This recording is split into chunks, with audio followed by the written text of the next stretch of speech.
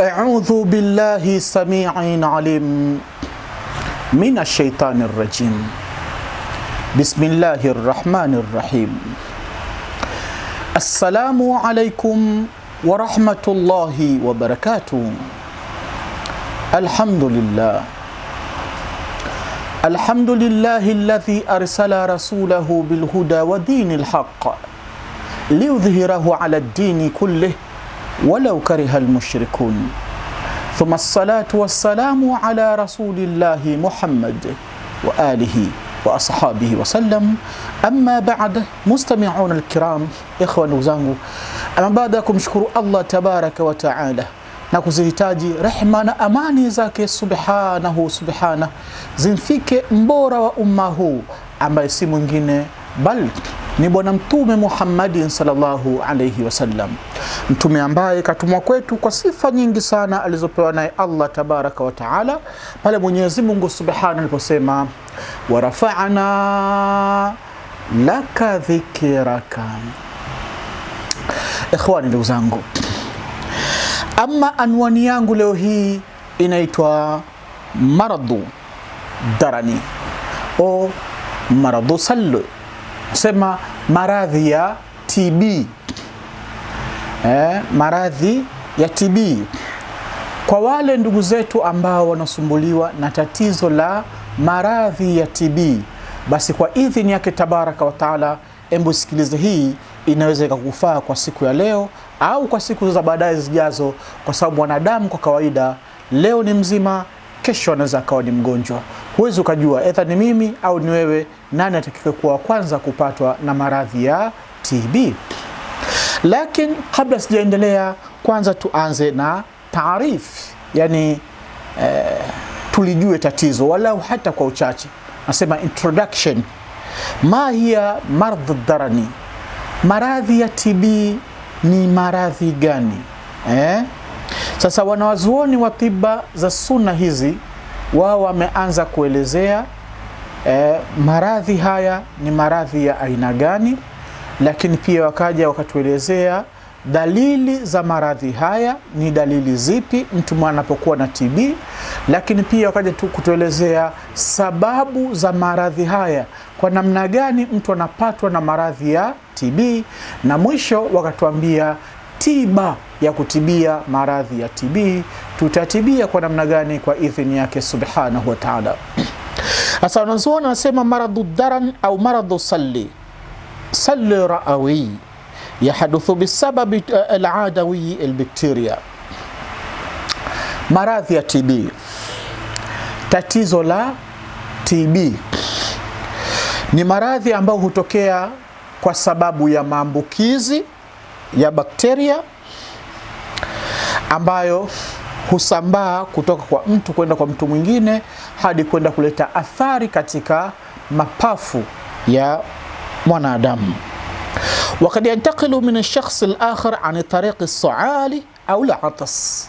Mwanazuoni anasema maradhi haya ya TB au bakteria wake husambaa kutoka sehemu kwenda sehemu nyingine kwa njia ya atasi, yani mtu anapopiga chafya.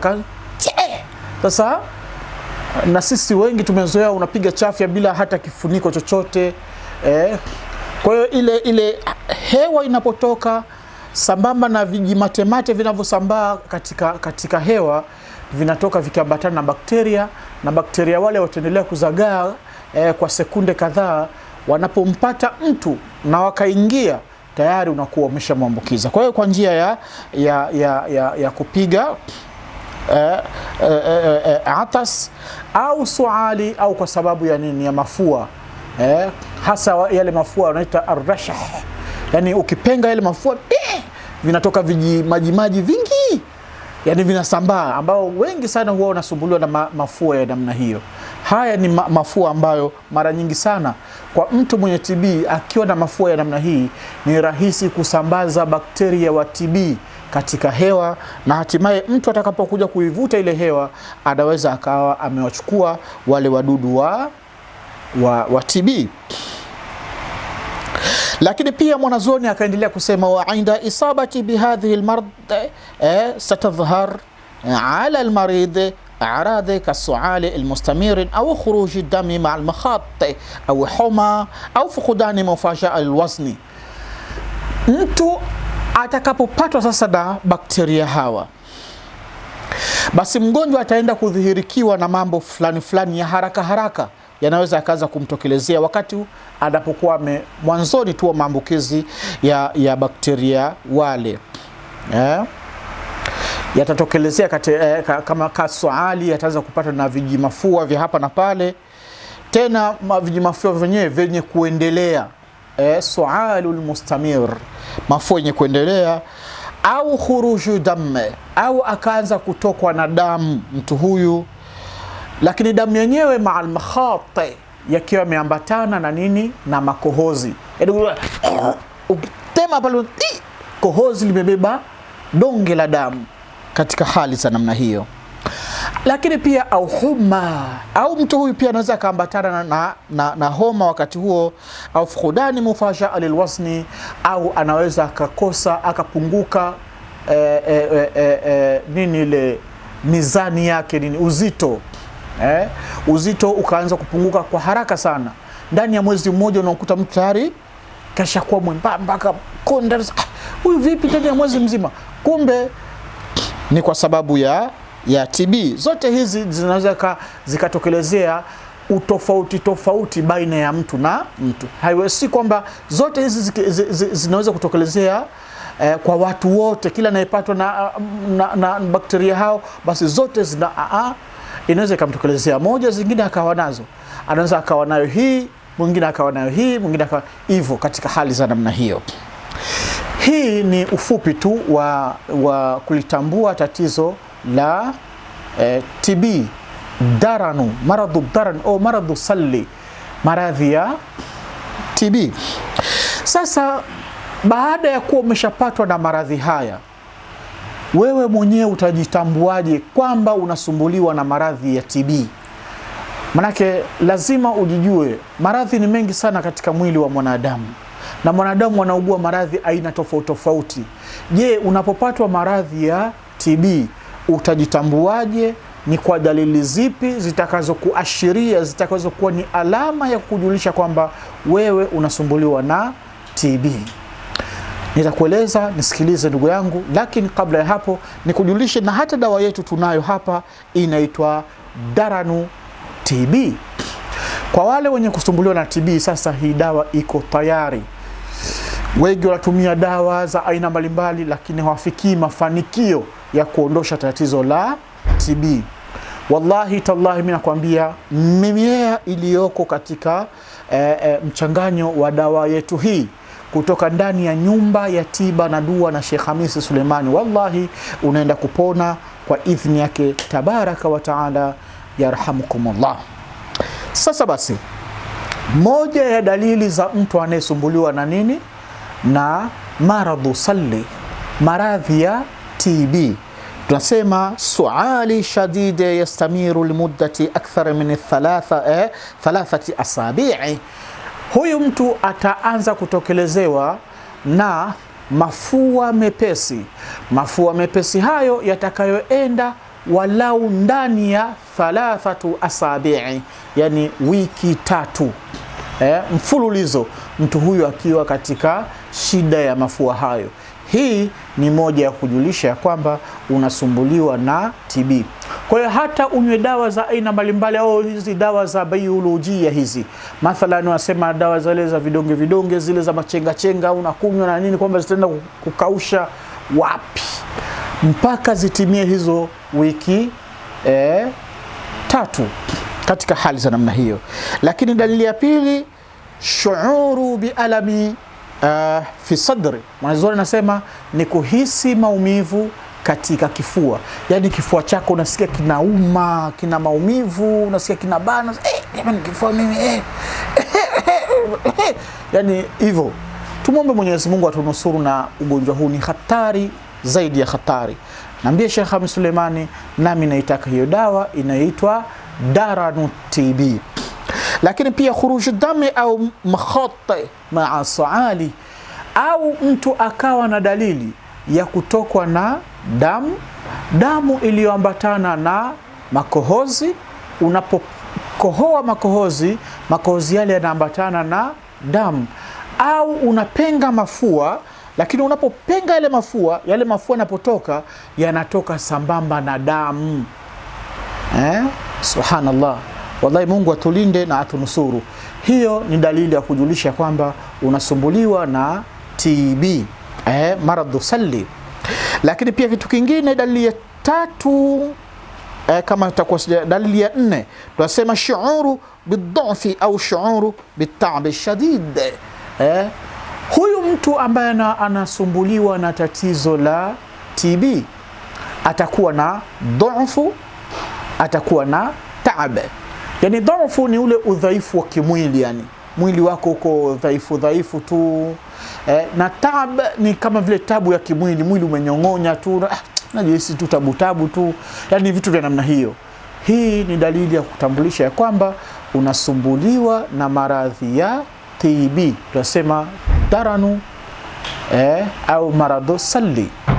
Lakini dalili ambayo itakuwa ni dalili ya 5, tunasema fuqdani mufajaa lilwazni, kupunguka kwa haraka mno uzito wako.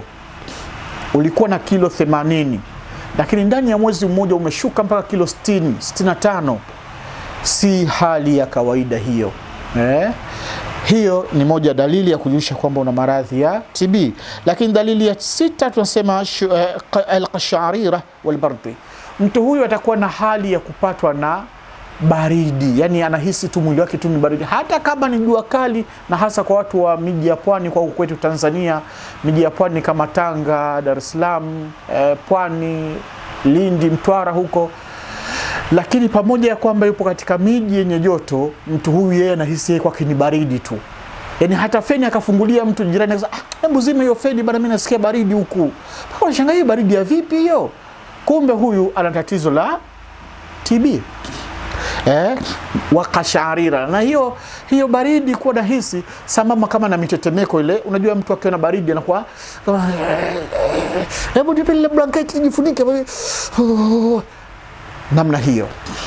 Hiyo ni dalili ya kujulisha kwamba unasumbuliwa na maradhi ya TB. Aba dalili ya 7 tunasema homa. Mtu huyu atakuwa na homa. Tena homa nyepesi zenye kuendelea kwa muda mrefu. Lakini dalili ya 8 tunasema taaruqu, khasata fi al-layl.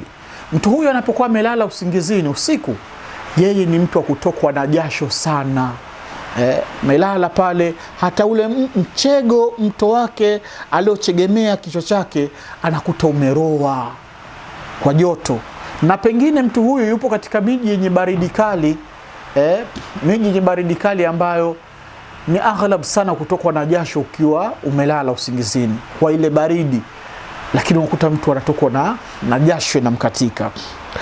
Ama dalili ya 9 tunasema fuqdanu shihia. Mtu mwenye tatizo la TB ana shida ya kupata hamu ya kula, yani kula kwake ni kwa tabu mno, katika hali sana namna ya kila kidogo tu nimeshiba. Na hata hivyo mpaka msema basi njoo kula kidogo, kama ni mke tena ndo kumwambia mume wangu basi kula hata kidogo basi, utaishije hivi bila kula wewe, mpaka apepe maneno mazuri matamu. Haya basi mnisogezee hapo kidogo. Lakini si kwamba anakula akiwa na ile hamu, bali anakula kwa sababu tu pengine amridhishe yule aliyepika, au afate tu ule ushauri kwamba usipokula itakuwaje, lakini kwa hamu ya kula anakuwa hana. Hiyo ni dalili ya kupata na tatizo la TB. Na dawa yetu ipo. Hii ni chupa moja ambayo ina wenza wake kwenda kukamilisha dozi kamili. Naambia Sheikh Hamis Suleimani, nami naitaka hiyo dawa ya Daranu TB. Aba dalili ya 10 tunasema isabati bisuali almashubi bi khuruji dami, kupatwa na mafua yaliyoambatana na damu. Hiyo dalili ya 10. Ama dalili ya 11 tunasema shuuru bitabi am, mwili mzima utajikuta uko umechoka tuko tabu. Lakini dalili ya 11 tunasema irtifaa darajatu hararatul musab, tunasema ni kupanda joto la mwili. centigrade za joto zinapanda. Kwa kawaida mwanadamu ana kipimo chake halisi cha joto, ingawa hatuwezi kulingana wote, ila kuna kipimo ambacho kikizidi hilo ni tatizo. Ndio maana hata kipindi kile cha corona ukipimwa tu eneo hili la paji la uso, yani ile temperature ikionekana imepanda juu zaidi, unaonekana wewe hili ni tatizo, hebu kaa pembeni kwanza huku tuweze kukufanyia research. Unaona Sasa na TB ina kawaida hiyo ya kupandisha joto. Sasa joto linapopanda kiwango ambacho hakihitajiki katika mwili wa mwanadamu, hii ni moja dalili ya kujulisha kwamba unasumbuliwa na maradhi ya daranu, TB. Ama dalili nyingine tusema shuuru bi alami fi umudi al-fiqari wa dha'f al-masab, ni kupata udhaifu katika umudi al-fiqari. Umudi al-fiqari ni hizi pingili za mgongo hizi, zile pingili za mgongo.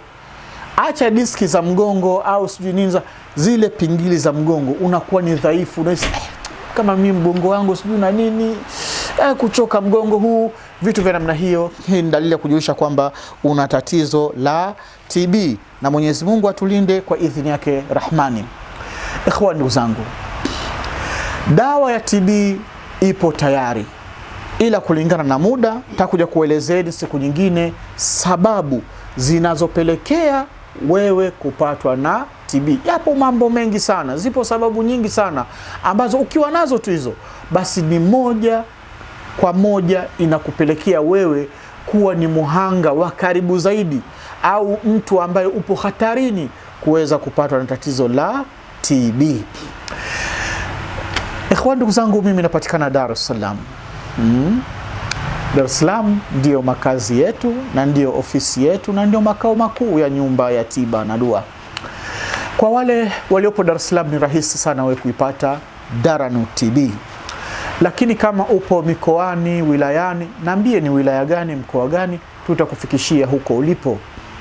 Ama kwa wale waliopo nchi za nje, tunasema maana bara Asia, bara Amerika, Europa na kwingineko, wewe naambie tu Sheikh Hamis Suleimani, na mimi nataka hiyo Daranu TB. Nitakusafirishia kwa weledi na kwa uaminifu mkubwa sana, na itakufikia huko ulipo, na kwa idhini yake Rahmani sote tutamshukuru Mwenyezi Mungu kwa pamoja. Minna dua wa min Allahil ijaba. Sisi tunaomba dua na kwake Allah ndipo panapotoka majibu. Yani sisi tunatibia na Mwenyezi Mungu ndiye anayeponyesha katika hali za namna hiyo. Inshallah mimi ni kuagi kwa siku ya leo kwa kusema dumu fi riayatillahi wa amnih. Wassalamu alaikum wa rahmatullahi wa barakatuh.